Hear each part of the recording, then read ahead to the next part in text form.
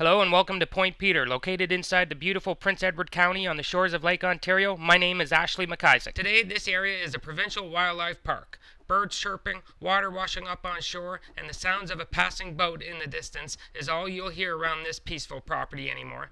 But it wasn't always so tranquil at Point Peter. Back in the 1950s, seemingly overnight, this small piece of land became a major testing site for CARD, the Canadian Armament Research and Development Establishment. And from 1951 to 1957, the skies above Prince Edward County were lit up by state-of-the-art missiles and technically advanced rockets being launched from right over there and into Lake Ontario behind me.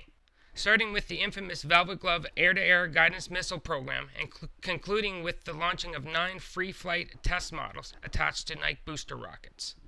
Because no prototypes were ever built for the Avro Arrow and time was of the essence, the tests done here went to production design right away and then directly into the supersonic interceptor jet before its rollout and introduction to the world in October of 1957. My launch of the A2-R13 rocket on November 11, 2010, and this short documentary honors all the Canadians of the Avro Arrow and related programs. However, specifically the ones who served at Point Peter. Their lasting memory is deserved no less than any other man or woman who had the privilege of being a part of this extraordinary aircraft. And finally, all of this wouldn't have been possible, or even taken place for that matter, if it had not been for our military. This is the reason we launched the A2-R13 on Remembrance Day at the old CFB base just down the road from here. The A2-R13 rocket launch paid a unique tribute to all of our soldiers in the armed forces, while honoring the employees of Avro and related projects from the 1950s. When the A2-R13 cracked the skies above Prince Edward County, it left a smoke trail seen by local residents from miles away. In Picton, an older man was enjoying the afternoon on his balcony at the time of the launch. Seconds after liftoff, he looked up and seen the A2-R13 track across the sky. The gentleman later told a neighbor, "When I seen that rocket flying overhead, I could have sworn it was 1955 again." I'm Ashley McIsaac signing off from Point Peter, Ontario. Thank you for watching, and I hope you enjoy the following documentary. A2-R13 rocket launch honors the Avro Arrow in Picton. The A2-R13 rocket was launched from the old Canadian Forces base perched on Lake on the Mountain, overlooking Picton in Prince Edward County, Ontario. This military installation served the Royal Air Force, the Royal Canadian Air Force, and the Canadian Army during the Second World War and up to its closure in 1969. The airfield on this high plateau was perfect for the Royal Air Force's No. 31 Bombing and Gunnery School when it opened in 1941. The school was part of the British Commonwealth Air Training Plan, created before the end of World War II by several Allied countries, including the UK and Canada. The purpose was to properly train aircrew, and before too long, the air training plan became the largest in history. To this day, it remains the most extensive program of its kind ever undertaken. Today, the old base is privately owned and renamed the Lochsloy Business Park. However, most of the original buildings and hangars remain intact, while the airstrips are still being used on occasion for private glider and small aircraft landings. With Point Peter only a few kilometers down the road from here, you can imagine how active this area was with military personnel back in the early 1950s. My launch on November 11th, if only for a moment, remembered those times when the world, especially Prince Edward County, was a much different place to live. Walking into this area is like stepping back in time.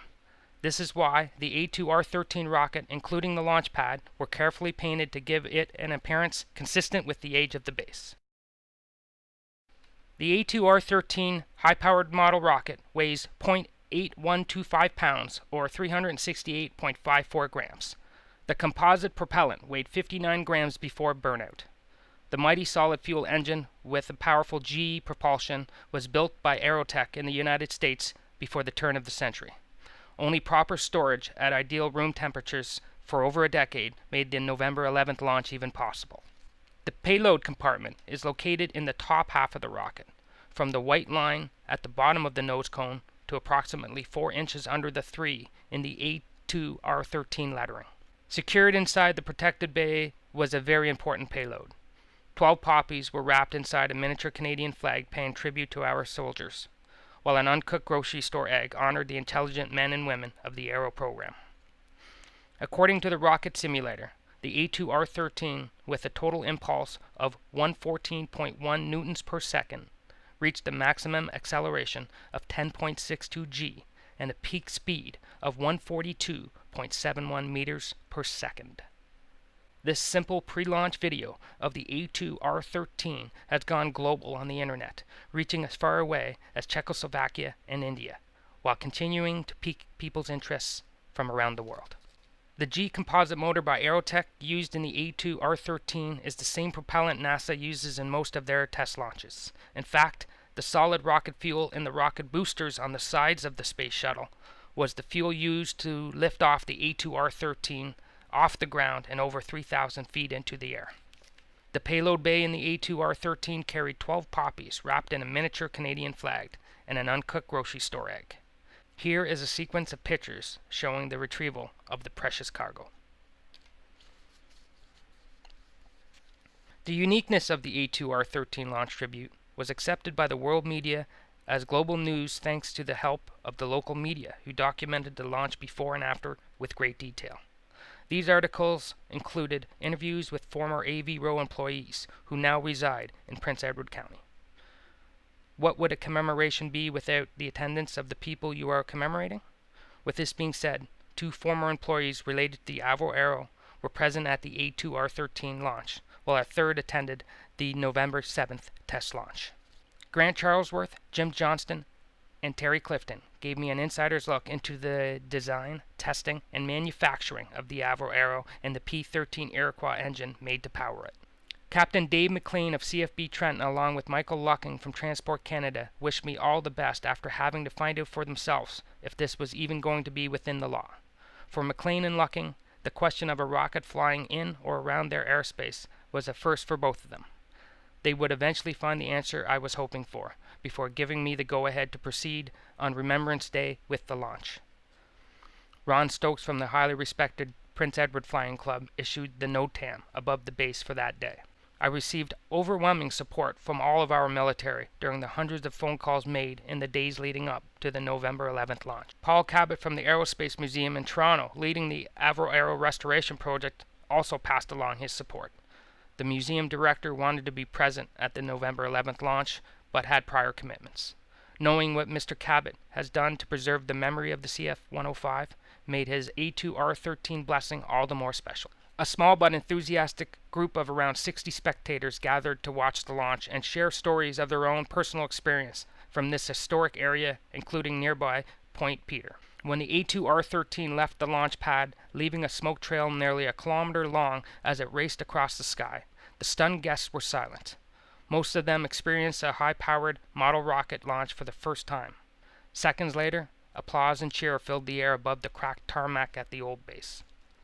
My dream of honoring the Avro program in Prince Edward County while remembering our brave soldiers on this special day of the year had at last come true. Paying tribute to the Aero in an area credited with being a major epicenter for the entire testing program was an incredible opportunity. The A2-R13 was the first rocket to track across these very same skies, where experimental state-of-the-art rockets and missiles lifted off from over 50 years ago.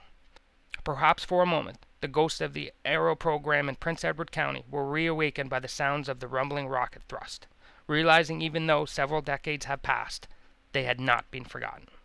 The internet success of the A2-R13 launch video speaks for itself and would no doubt make it the most infamous model rocket ever launched in Canadian history.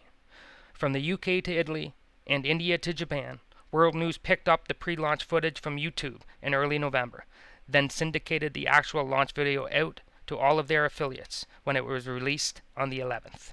The end result is over 3 pages of Google hits when keywords like A2-R13 rocket launch honors Avro Aero are typed in.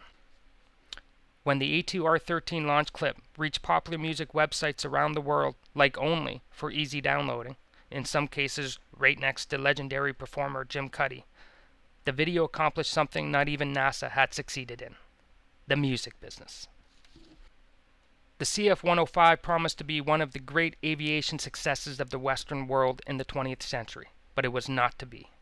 Prime Minister John Diefenbaker announced the cancellation of the Aero program on February 20th, 1959.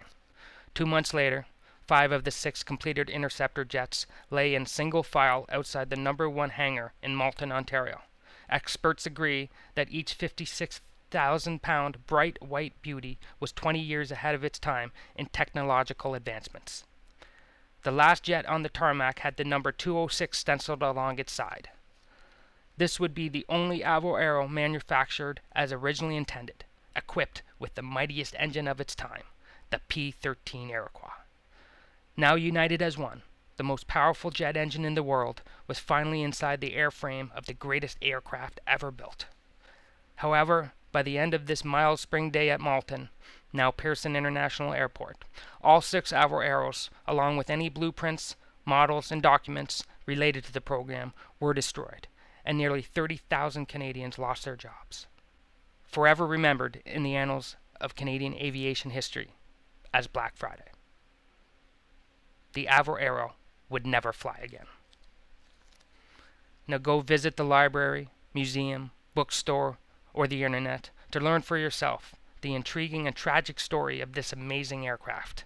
Maybe the most amazing of them all, Canada's own, the Avro Aero. I'm Ashley McIsaac. Thanks for watching. Good night.